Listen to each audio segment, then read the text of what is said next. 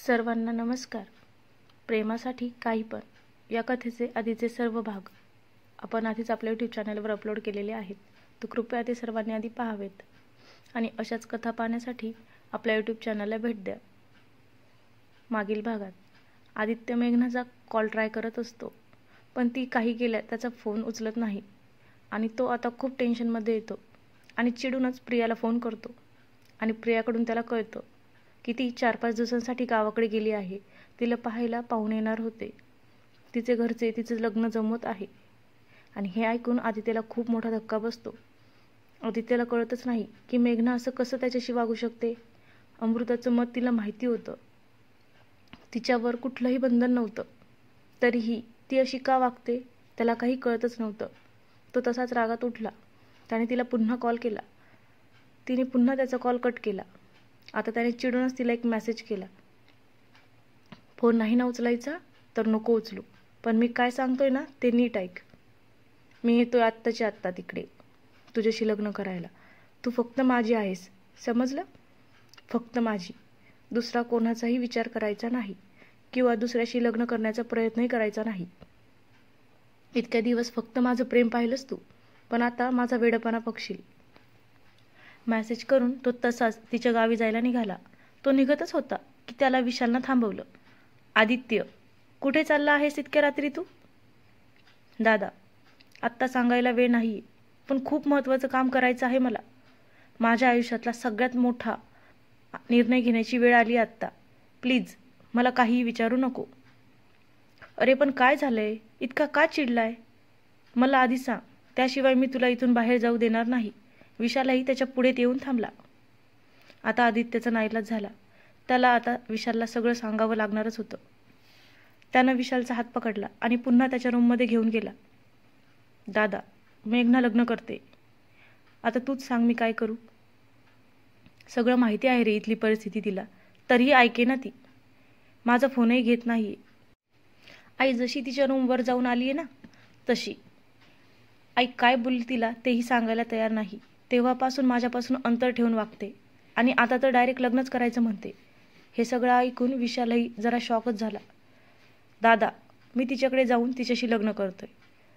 आई अमृताचा हट्ट सोडायला तयार नाहीये, तर मीही तिचाच मुलगा आहे. मीही माझा हट्ट सोडणार नाही. मीही तिला मेघनाशी लग्न करून दाखवेलच, आत्ता काही झालं तरी. आणि तसं काही मी करू शकलो नाही ना, तर मी माझा जीव देईल. म्हणून तो रडायला लागला. आदित्यने कपाटातून डिवोर्स पेपर्स काढले आणि तो ते घेऊन अमृताच्या रूमकडे निघाला. विशाल त्याला थांबवत होता, पण त्यानं त्याचं काहीच ऐकलं नाही. आता त्याने अमृताच्या रूमचं दार वाजवलं. तसं अमृता खडबडून जागी झाली. एवढ्या रात्री कोण आलं असेल? तिला जरा शंकाच आली. ती उठली आणि दरवाजाजवळ जाऊन म्हणाली, कोण आहे? अमृता, मी आदित्य.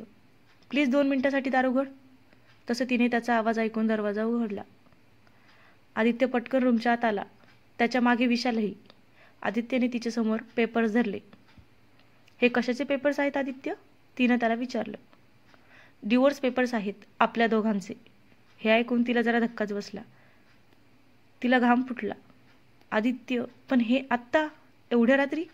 आणि आईला कळलं तर? तू आईशी बोलला का याविषयी? नाही, आणि मी तिच्याशी या विषयावर आत्ता काहीच बोलणार पण नाही. माझ्याकडे तेवढा वेळच नाहीये. का आदित्य, इतकं काय झालं असं की तू एवढा तडकाफडकी निर्णय घेतलास? तिने विचारलं. तुला राहायचंय का या नात्यामध्ये? नाही ना? मग चुपचाप सही कर आणि मला मोकळं कर या नात्यातून. आदित्य तिला चिडून बोलला. आदित्यची मनस्थिती खूप खराब होती. तो लग्नाचा सगळा राग समोर जे दिसेल त्याच्यावर काढत होता, खास करून तर अमृतावर. कारण हे सगळं या लग्नामुळेच तर झालं होतं.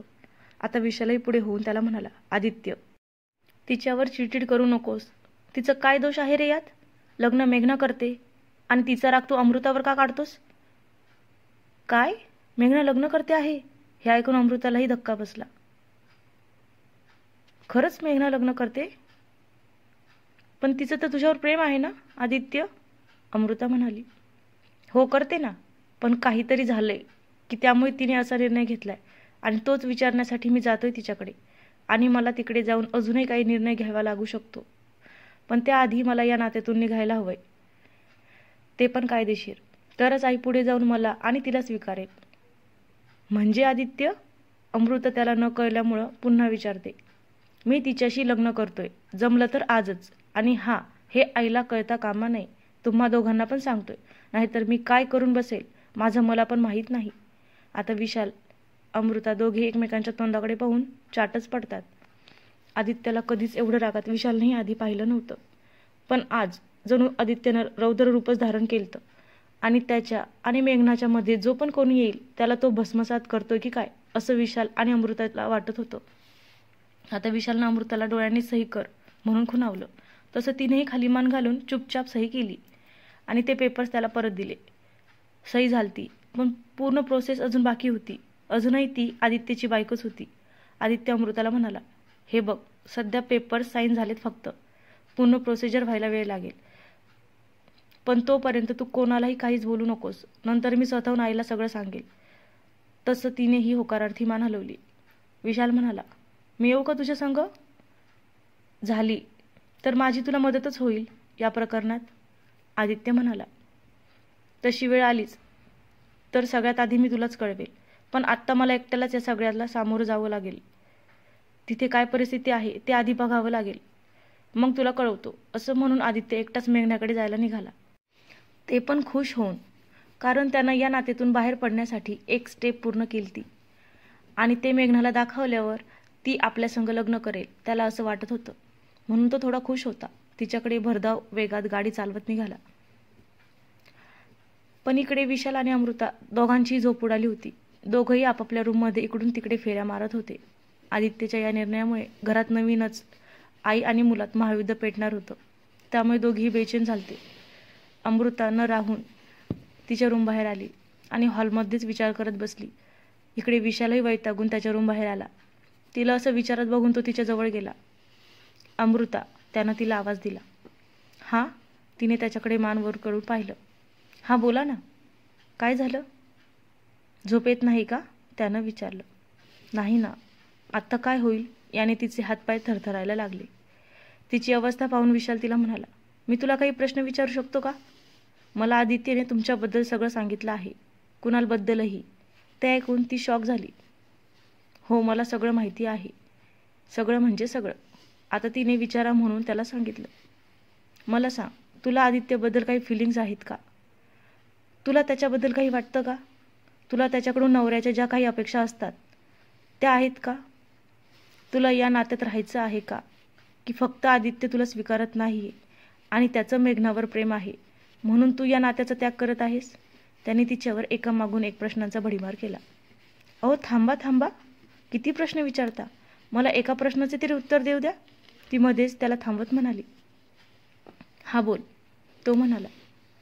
हे बघा विशाल, माझं आदित्यवर प्रेम नाही. आमचं लग्न कोणत्या परिस्थितीत झालं तुम्हाला चांगलंच माहिती आहे. त्यानंतरही आईचं ऐकून मी खूप वेळा प्रयत्न करण्याचा निर्णय घेतला, पण मन नाही ऐकत या नात्यात पुढे जायला. माझ्या मनाने फक्त कुणालला नवरा म्हणून मानलं आहे आणि मी इतक्या दिवसापासून या घरात राहते, पण मला तशा फिलिंग्स आदित्यबद्दल कधीही वाटल्या नाहीत. म्हणून या नात्यात मलाही राहण्यात काहीही इंटरेस्ट नाही.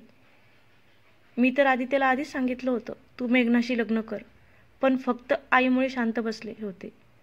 आणि विशाल म्हणाला, जर कुणालनी पुढे जाऊन तुझ्याशी लग्न करायला नकार दिला तर? तुझा स्वीकार केला नाही तर मग काय करशील? त्यानं तिला विचारलं. नाही नाही, असं काहीच होणार नाही. त्यांनी मला सांगितलंय की त्याचं माझ्यावर अजूनही खूप प्रेम आहे आणि तो माझ्याशी लग्न करणार आहे. त्याच्या बाबांशी लवकरच तो या विषयावर बोलणार आहे आणि मी त्याच्याशिवाय दुसऱ्या कोणाचाही विचार करू शकत नाही. मी त्याची अमानत आहे, फक्त त्याची. तीही जरा ठसक्यातच म्हणाली. आणि तो म्हणाला, देव करो आणि असंच व्हावं. विशाल मनावर दगड ठेवून म्हणाला. त्याला तिच्या तोंडून हे सर्व ऐकताना खूप त्रास होत होता, पण त्याला होणाऱ्या त्रासापेक्षा तिचा आनंद त्याच्यात आहे आणि ती खुश आहे तर मीही खुश. यालाच तर प्रेम म्हणतात. आणि प्रेमात कधी कधी आपल्या आवडणाऱ्या व्यक्तीसाठी त्यागही करावा लागतो, असा विचार करून तो तिथून निघून गेला. इकडे आदित्य उशिरा रात्री तिच्या गावी पोहोचला, पण आत्ता इतक्या रात्री तिच्या घरी जाणं त्याला योग्य वाटलं नाही. म्हणून तो एका हॉटेलवर थांबला. सकाळ होताच तो तिच्या घराकडे निघाला. आता सकाळचे 9 वाजले होते. मेघनाने आदित्यचा मेसेज वाचला आणि ती खूप टेन्शनमध्ये आली. तिला काही करून आदित्यला तिच्या घरी येण्यापासून थांबायचं होतं. म्हणून तिने घरी सांगितलं, मला एका कंपनीच्या अर्जंट कामासाठी पुन्हा मुंबईला बोलावलं आहे, तर मला जावं लागेल. तसे तिच्या घरच्यांनी पण तिच्या बोलण्यावर विश्वास ठेवला. ती घाईघाईतच तिचं आवरत होती. पण तेवढ्यात तिथे आदित्यची गाडी तिच्या घराच्या अंगणात येऊन थांबली. तसे तिच्या भावाने ती गाडी पाहून घरात येऊन सांगितलं, आपल्या घरी कोणीतरी आलं आहे, बाहेर अंगणात उभा आहे. तसं मेघनाचे आई वडील कोण आले ते पाहायला बाहेर आले. आदित्यला पाहून आश्चर्यचकित झाले. तशी मेघनाही पटकन बाहेर आली आणि आदित्य काही बोलणार त्याआधीच म्हणाली, आई बाबा, हा माझा कंपनीतला कलिग आहे आणि कॉलेज फ्रेंड पण. ते तुम्हाला सांगितलं ना, कंपनीचं अचानक खूप अर्जंट काम आले, त्यामुळे तो मला घ्यायला आलाय, असं म्हणून मेघनाने त्याला डोळ्यांनीच इशारा केला. आई बाबांना काहीही सांगू नकोस किंवा इथे काही तमाशा करू नकोस, आपण बाहेर जाऊन बोलू. तसा आदित्य शांत बसला. तिच्या आईवडिलांनी त्याला घरात यायला आग्रह केला. तसं तो त्यांच्या घरात गेला. मेघनाच्या बहिणीने त्याला पाणी दिलं. चहा ठेवण्यासाठी ती किचनमध्ये गेली. तेवढ्यातच मेघनाच्या आईने पेढ्याचा बॉक्स आणला आणि आदित्यसमोर धरत म्हणाली, हा घ्या पेढा, आमच्या मेघनाचं लग्न ठरलंय, हा त्याचा पेढा. हे ऐकून त्याच्या चेहऱ्यावर 12च वाजले आणि आईच्या मागे उभी राहून मेघनाने त्याच्यासमोर हात जोडले. प्लीज इथे काही गोंधळ घालू नकोस, त्यांना आपल्याबद्दल काही सांगू नकोस. आणि आदित्यलाही तिच्या घरची परिस्थिती चांगलीच माहिती होती. तिची आई सतत आजारी असते, वडीलही आत्ताच ॲक्सिडेंटमधून बाहेर आलेत. त्या दोघांनाही हा धक्का सहन होणार नाही आणि त्यामुळे त्यांनीही गप्प बसणंच योग्य समजलं. त्याने तो पेढा घेतला पण खाल्ला नाही. थोड्याच वेळात ते दोघेही तिथून निघाले. आदित्यने गाडी एका सुनसान ठिकाणी थांबवली आणि त्यातून चिडून उतरून मेघनाला गाडीतून ओढूनच बाहेर काढलं आणि गाडीलाच तिला दाबत म्हणाला, हे सगळं काय चालवलं आहेस तू आणि का? तशी मेघना हसून म्हणाली, आदित्य, तू पेढा खाल्लास की मी माझ्या हाताने भरवून तुझं तोंड गोड करू? अरे माझं लग्न ठरलं आहे, मुलगा खूप छान आहे, तोही इंजिनियर आहे. आदित्यला तिचा खूप राग येत होता. तो तिला म्हणाला, तू असं कसं करू शकतेस? असं म्हणून त्यानं तिच्या हाताला जोरात घट्ट पकडलं आणि रागात तिला म्हणाला, हाऊ डेअर यू चीट मी? मेघना, तू असं का करतेस? मेघना त्याचा हातातून हात सोडवून घेत म्हणाली, म्हणजे? तुझं लग्न झालं, तुझी बायको तुझ्या घरी आहे, तुझं सगळं व्यवस्थित चालू आहे, मग मलाही माझ्या आयुष्यात पुढे गेलं पाहिजे ना? माझी आई माझ्या मागे लागली आहे, ती सतत आजारी असते, तिला माझं लग्न पाहायचं आहे लवकर, तिला तिच्या जबाबदारीतून मुक्त व्हायचं आहे.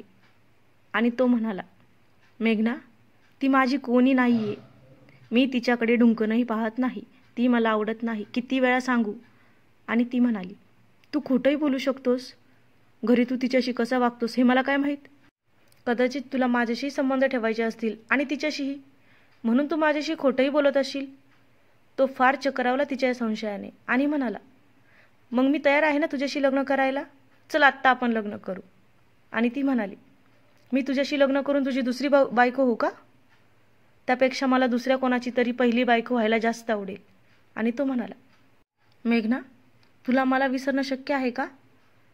आणि आता ती गप्प बसली आणि ती तिच्या भावना लपवत नजर चोरून म्हणाली, हो शक्य आहे, का शक्य नाही?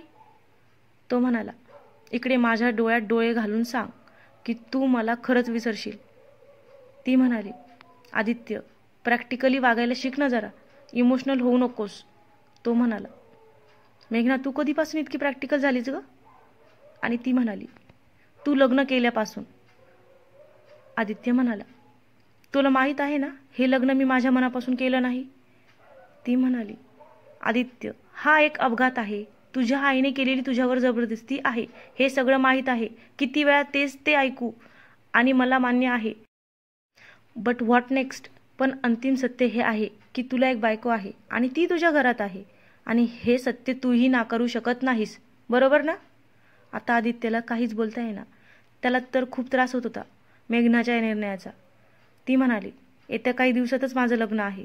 आदित्य, आता तरी तुम्हाला विसरून गेलेलं बरं आणि पुन्हा मला भेटायला येऊ नकोस, कारण याचा परिणाम माझ्या वैवाहिक जीवनावर होऊ शकतो. त्याने तसाच तिचा हात सोडला आणि गाडीतून डिवोर्स पेपर्स तिच्या समोर धरले. बघ, नीट बघ, तुझ्याकडे येण्याआधीच दोघांनी पण यावर सह्या केल्या आहेत. आणि कुणालचं सोड ग, त्याचं सत्य तर आज न उद्या आपोआपच त्याच्या वागणुकीमुळे अमृतासमोर येईलच. पण मला तुला हे सांगायचं होतं की दादा परत आलाय आणि त्याला अमृता खूप आवडते. त्याला लग्न करायचं आहे तिच्याशी. आणि तुझं काही वेगळं चालू आहे इकडं. आता सगळं नीट होणार आहे. पण तू का समजून घेत नाहीयेस मला? तुला अमृताची बाजू पण माहीत आहे ना. मग काय झालंय तुला? तू का नाही आधीसारखी वागत? बोल ना मेघना. आता ती तरी काय बोलणार होती. अंबिका देवीनं तिला शपथ दिलती आदित्यची, त्याच्यापासून वेगळं होण्याची. ती हतबल होती, काहीच सांगू शकत नव्हती. त्याची होणारी तगमग, काळजी तिला कळत होती. पण ती शपथेमुळे बांधली गेली होती. सगळं माहीत असून पण काहीतरी कारण शोधून काढत होती त्याच्यापासून दुरावा निर्माण व्हावा म्हणून. पण तेवढ्यात अंबिका देवीनं तिला कॉल केला आणि तो नेमका आदित्यने पाहिला. त्यानं तिच्याकडे चिडूनच पाहिलं. तिला आता फोनही घेता येईना, पण त्यानं तिला फोन उचलायला लावला आणि आता आई काय बोलते हे तो लक्ष देऊन ऐकत होता. मेघनाने अंबिका देवीला सगळं सांगितलं. तिचं लग्न ठरलं आहे. आणि अंबिका देवीने मेघनाला आशीर्वाद देत म्हणाली, तुझे खूप खूप आभार. आता आदित्य अमृताचा नक्की स्वीकार करेल बघ. आणि तूही तुझ्या आयुष्यात सुखी राहा बाळा. म्हणून तिने फोन ठेवला. आदित्यने तिला विचारलं, माझ्या आईने तुला हे सगळं करायला लावलं ना? नाही. सांगितलं ना रे तुला. माझे घरचे माझ्या मागे लागले आहेत. त्यांनीच जमवलं आहे माझं लग्न. मेघना म्हणाली. नाही. तुला माझी शपथ. आता मला सगळं खरं खरं सांग, नाहीतर मी माझ्या जीवाचं खरंच काहीतरी करून घेईल. आदित्य खूप हातगैला येऊन विचारत होता. त्याचे सगळे पेशन्स संपले होते आता. आणि त्याचा तो राग आणि त्याची ती अवस्था पाहून मेघनाने त्याला सगळं सांगितलं. आणि तो धाडकन खाली कोसळला. मेघनाने त्याला कसंबसं सावरलं, त्याला शांत केलं. थोड्याच वेळात ते पुन्हा मुंबईला निघाले. त्यानं तिला तिच्या रूमवर सोडलं. आता आदित्य दिवसभर टेन्शनमध्ये होता.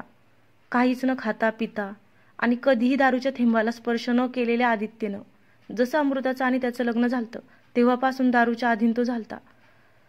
तो आज खूप दारू पिला. रात्रीसुद्धा फार उशिरा घरी आला. आदित्य लटपटत घरी आला. त्याच्या आईने त्याला सावरण्याचा प्रयत्न केला, पण आदित्यने तिला अंगालाही हात लावू दिला नाही आणि रागात म्हणाला, दूर हो. तुझ्यामुळे माझी ही अवस्था झाली आहे. तू माझी आई नाही, वैरी आहेस. का म्हणून मी तुझ्या पोटी जन्माला आलो काय माहीत. आणि आदित्यचं बोलणं त्याच्या आईच्या जीवाला लागलं. तिने अंथरूण पकडलं. विकाससुद्धा बाहेरगावी होते. विशाल आणि अमृताने आदित्यला खूप समजवण्याचा प्रयत्न केला, पण आदित्य काहीच ऐकून घेण्याच्या मनस्थितीत नव्हता. त्यानं त्याचा निर्णय ऐकवला. आता त्याचं ऐकून अमृता आणि विशालला आईची काळजी वाटू लागली. आजचा भाग कसा वाटला कमेंट करून नक्की सांगा. जर आपली कथा आवडत असेल तर चॅनलला सबस्क्राईब करा, कथेला लाईक करा आणि बेल आयकॉनला नक्की दाबा. आणि हां, आपलं चॅनल मॉनिटाईज नाही आहे तर प्लीज कथा नुसती ऐकून जाऊ नका. तर चॅनलला सबस्क्राईब करा. मला 1000 सबस्क्राईब झाल्याशिवाय माझं चॅनल मॉनिटाईज होणार नाही. तर प्लीज चॅनलला सर्वांनी सबस्क्राईब करा. धन्यवाद.